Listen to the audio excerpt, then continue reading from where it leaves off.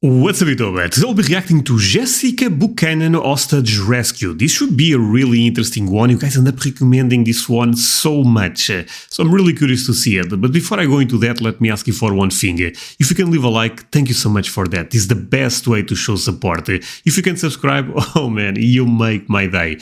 Now, let's go into the video. Link for the original one on my description. And let's see what this one is about.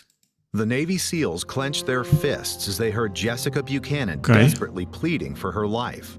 Oh no. The American teacher had participated in a demining project in Somalia before being kidnapped by several pirates. Now she lay sick and starving somewhere in the desert, defenseless against the whims of her heavily armed captors. The operators of the famous SEAL Team 6 would do everything to save her. But one bad piece of news followed the next.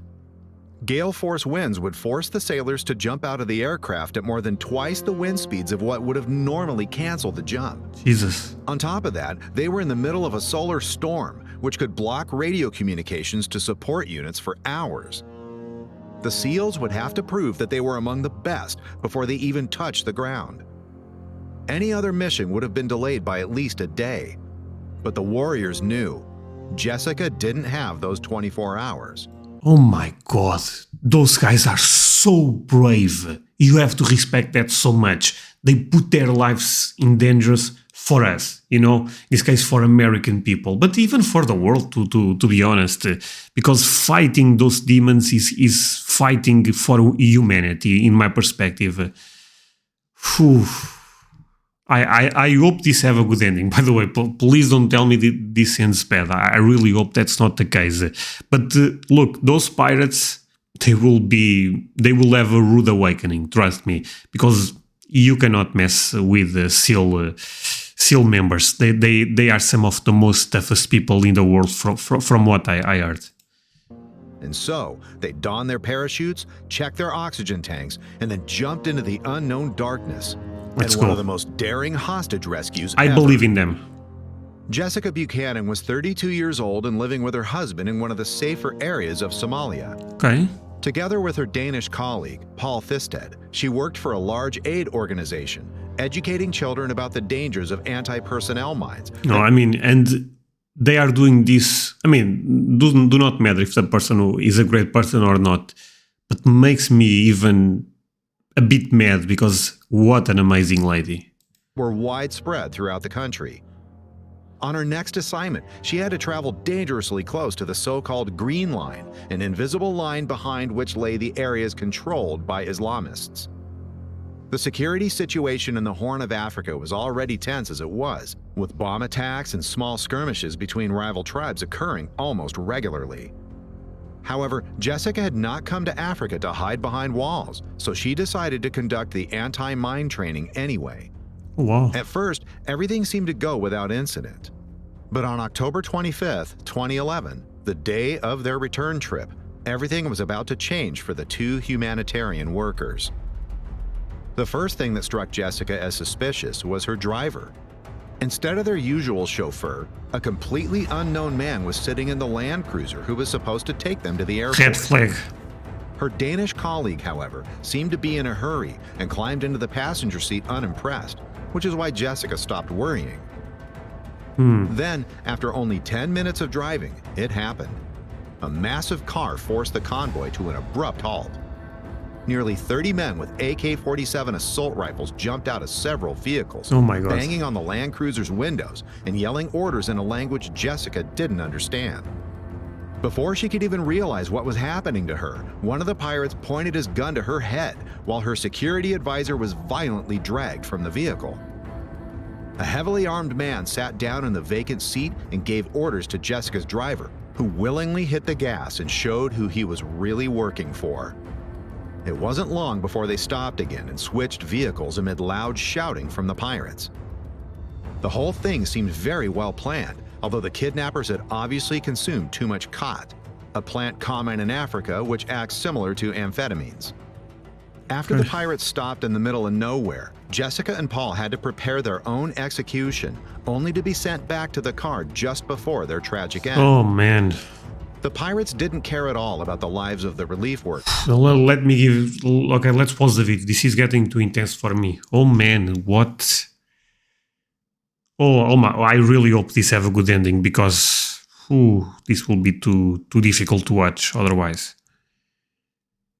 Okay. But in order to collect the highest possible ransom, they needed their hostages unharmed. For them, it was fun to mock the powerlessness of the West on the other side of the world. Jessica and Paul, meanwhile, were living their nightmare. They could do nothing, as they were at the... Can you imagine this? Oh man, this is one of the worst situations you can find yourself, probably. mercy of the barbarians and didn't even know if anyone had noticed their disappearance. But Washington was not only aware of the abduction of the humanitarian workers, it had already initiated first countermeasures. Jessica's aid organization had notified the American embassy in Nairobi immediately after the assault, which in turn informed the FBI. From here, phone calls were made to family members to reassure them and dissuade them from acting rashly.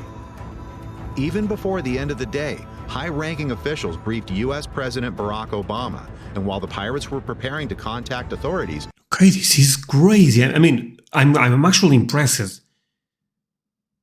And I love this, that if one of us is in danger, I mean, we have to take care of that. I love this, man. I really, really like this. This is amazing. Jessica Buchanan was already a top priority at the White House. Like it should be. Paul Fisted later recounted that the best thing that could have happened to him was to be kidnapped with an American. Both hostages and pirates were soon to find out what that meant. Almost 3 months later, Jessica was still in captivity. Good news was that she was still alive. Wait, I'm sorry. Can we run it back? With an American. Both hostages and pirates were soon to find out what that meant. Almost 3 months later, Jessica was still in captivity. 3 months. Oh my God. Good news was that she was still alive. Bad news was that despite slow negotiations, no agreement could be made for a ransom, as the pirates had even refused $1.5 million, enough money that each of them would be set up for at least 30 years. Every day, Jessica fought hunger, heat, and the constant fear that the kidnappers would harm her. As if all of that wasn't bad enough, a urinary tract infection had spread through her body, and in the worst-case scenario, it could be fatal. In a final video message to Western authorities, she joined Paul in begging for their lives and a quick payment of the ransom. Otherwise, she would either die from her Those guys are monsters, I'm sorry. infection or fall victim to the whims of pirates drugged with cot. That night, Jessica gazed up at the brightly lit starry sky and prayed. Unbeknownst to her, her prayers were answered when 10,000 miles away, 24 cell phones suddenly rang. The men picking up the phones had long beards and were covered with tattoos. Some of them had the stature of a bear, while others looked like hardened marathon runners. But they all had one thing in common: their aura of absolute calm, self-confidence, and professionalism. They were all part of the famous SEAL Team 6, who had just been alerted for a hostage rescue. Heroes. Over the next few weeks, SEAL Team 6's Blue Squadron trained day and night to rescue Jessica, her pleading voice from the video message always in the back of their minds. The warriors had hunted gruesome men all over the world, but when it came to the lives of women and children, they were especially motivated. On January 25, 2012, the time had finally come. President Obama himself had given the green light for the hostage rescue. 24 of the best warriors the U.S. had to offer would risk their lives to try to free both hostages unharmed. And I bet they are 100% happy for doing that, because they have that pride, you know, that man, we are the best, and if one of us is in danger, all of us go to battle. Their plan was to parachute over Somalia and then approach the pirate camp on foot so as not to alert. I do not know a lot about how much those guys make or not, but I really hope the government pays well those guys, because I mean, if you don't pay well this type of job, what job are you paying well? Like a crazy CEO doing scams on Wall Street. Come on, those are the guys you have to take care. Alert the enemy with loud noises. At the U.S. operations base in Djibouti, around 500 miles from Jessica's location, everything military-related which was useful in some way was gathered. Okay. At this point, the total operation cost was already well over $100 million. That was how much America was willing to spend to save just one citizen. Okay, wait, what? The total operation cost was already well over $100 million. Oh my God. Okay, most of the countries, no chance to do this. Oh, but good on you guys, really. I mean, I respect this. I mean, one life is worth more than that, so it makes sense. That was how much There is America no price was for willing to one spend life. to save just one citizen. With final preparations completed, the SEALs boarded their C-130 transport aircraft and took off for Mogadishu. Remarkably, the pilots themselves had only just arrived and had been on a 9-hour flight right before, but performed their job just like business as usual. All eyes, including those of the president, who was monitoring the operation via live feed, were now on the hostage rescue. As it turned out later, the kidnappers wanted to change their position on exactly this night, but had eaten spoiled meat and therefore ended up staying put. On the other side, however, a violent solar storm erupted, which hit the Earth's magnetic field so hard that radio waves, and thus radio communications with other support units, were disrupted. Meaning, in a worst-case scenario, no quick reaction force, no situation reports, and no close air support. On top of that, wind speeds were more than double what would have canceled a regular mission. But the rescue of Jessica Buchanan was not a regular mission, and every one of the 24 men on board was willing to take that extra risk. After about 3 hours in the air, the C-130 had reached their drop point. The SEALs rose from their seats, hooked up their oxygen tanks, and then dropped for more than 20,000 feet into the 40-knot wind. After only a few seconds of free fall, the operators had already reached 120 miles per hour, a speed which is normally achieved by competitive athletes in optimal conditions. Despite the absurd wind situation, the SEALs managed to land semi-cohesively, with a few runaways who were dragged across the savannah for hundreds of yards before separating from the parachute. Holding security for each other, the sailors put on their combat gear and wrapped up their chutes. From now on, they had to walk several miles through the more than 100-degree hot Somali night. After nearly an hour of silent marching, the sailors reached... Okay, I'm actually enjoying this video a lot because I have a feeling this will have a good ending. Ooh, man, I hope those pirates, they get a lesson. A really good one. Their last cover before irreversibly committing to the assault. They were now only 500 meters from the pirate camp. Okay. Along the way, they had changed direction several times to always have the wind in their faces, eliminating any possibility of being spotted early. Every little detail counted when it came to sneaking as close as possible to the enemy. A hostage rescue differs from normal combat mission in that the hostage's life is even more important than fighting the enemy.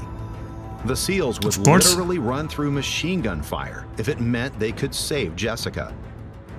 Their goal was to remain undetected for as long as possible, then speed was of the essence.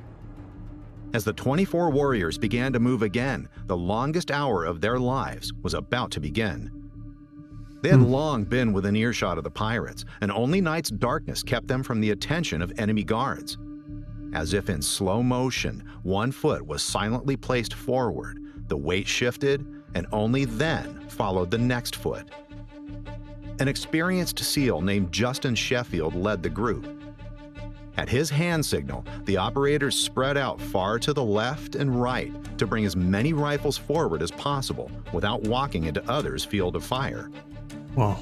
snipers positioned themselves on the outer flanks and monitored their comrades' actions. As the sailors moved forward in perfect unison, they could watch through their thermal scopes as the enemy sentries slowly became anxious and woke the other pirates. I bet. The SEALs quickened their pace, still perfectly steady. Sheffield aimed his laser at one of the Somali guards, and without having to say anything, his comrades did the same. The infrared beam was completely invisible to the pirates without night vision, but they sensed something moving in the That's amazing technology. Probably is very common, but I was not aware. darkness. With a loud clack, they racked their heavy PKM machine guns and got into position. The pirates pointed their weapons roughly in the direction from which they heard the sounds. The SEALs increased their pace once again, now less concerned with noise discipline Oh than man, with those closing the distance those to the guys are in hostages trouble. before all hell broke loose. And I'm happy With a deafening noise, this is the happening. pirate's machine gun kicked off and fired deadly 7.62 millimeter rounds at the operators, followed by several AK-47 assault rifles. The snipers had been waiting for just this moment and almost immediately silenced the enemy machine guns before seeking new targets. With surgical precision, the Navy SEALs returned fire while simultaneously fighting their way forward to find Jessica. In a similar hostage rescue, French special forces failed to overwhelm the hostiles quickly enough, resulting in the execution of the hostage. Each of the SEALs was prepared to do anything to avoid just that. The hundreds of hours on the shooting range under simulated stress conditions paid off when they spotted two pirates with AKs standing right over Jessica, who was crouched on the ground. Sheffield and another SEAL broke away from the formation and both made sure these pirates never kidnapped anyone again with accurate shots. When Sheffield saw the American's bright face, he dove on top of her in the ongoing firefight, shielding her from the enemy crossfire with his own body. Oh my god. Oh, oh man. More SEALs joined in, and within seconds, the teacher was protected by multiple layers of the world's best warriors. Although the operators themselves all had wives and children, they put the hostage's life above their own. Meanwhile, another comrade had taken care of Paul Thisted, protecting him from enemy fire as well. After all I know, I said this a lot of times already on this feed, but I will say it one more time, I don't care. I mean, you have to respect those guys so much. Come on, actually I have a question for you guys. Is this the best team that America have? The SEALs are basically if you are in this type of situation, those are the guys you send, or there is even better, this is relative of course, but better special force. I feel like those guys are kind of the best, right? all 9 pirates were neutralized and the gunfire stopped, Sheffield put Jessica on his shoulders and sprinted out of the pirate camp as far away from any danger as possible. The other SEALs formed a human shield around the two, ready to resume the fight at any moment. After running as far as his feet would carry him after this energy-sapping battle, Sheffield dropped Jessica off. Pararescue jumpers, the U.S. Air Force's specialized rescue force, tended to the American woman, who still couldn't believe she had just been rescued by her countrymen. Imagine, after, oh man, this is probably emotional for her, I mean, of course it is emotional. I mean, this is getting emotional for me, so imagine for her. As she anxiously asked, "What if more come? More could come." Sheffield coldly replied, "We are SEAL Team 6. We will kill anyone who tries to harm you now." I mean, sorry, good. She was visibly reassured by that convincing answer of the bearded warrior who had just rescued her from the worst situation of her life. After the SEALs blew up the pirates' arms depot, they still had to march to the landing zone of the exfiltration helicopter. Whenever a suspicious noise was heard somewhere, or reports of enemies came in over the radio, it took only a few seconds for Jessica to find herself under a layer of Navy SEALs trying to protect her with their own bodies. Fortunately, however, there was no more fighting, and the American, accompanied by the SEALs, ran independently to the Black Hawk that would fly her to freedom. Behind her lay 3 months of captivity among heavily armed pirates, during which she could never be sure that she would live to see the next day. The selfless efforts of the men of SEAL Team 6 had finally saved her. As she reflected on the last few months, one of the soldiers on board knelt beside Jessica, looked her in the eye, handed her a beautifully folded American flag, and said, "Welcome home, Jessica." Oh man, that's beautiful. For those who have made it this far, thanks for watching. If you want to support our work, feel free to leave a like and tell us what you think of the hostage rescue. What a great video. I mean, this ending was so intense. Should the US government have simply transferred enough ransom so that the hostages were released peacefully? Or was the deployment of SEAL Team 6 just the right thing to do and keep... I feel like you cannot negotiate with those type of guys. I'm sorry. I mean, I think this was the correct decision. with the motto, "We do not negotiate with terrorists." Exactly. Whatever you think, we're eager to hear your opinions. No, Thanks I mean also you. to Justin Sheffield, whose book contributed greatly to this video.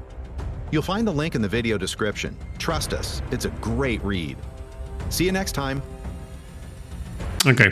Thank you so much for watching, my friends. I really enjoyed this video. A lot of you guys end up recommending this one, so now I can see it why. What amazing story. Look, I also have to say one thing. When the story is so good, for me, it's a bit more difficult to react because, sorry, I'm just enjoying it, you know, and yeah, amazing video.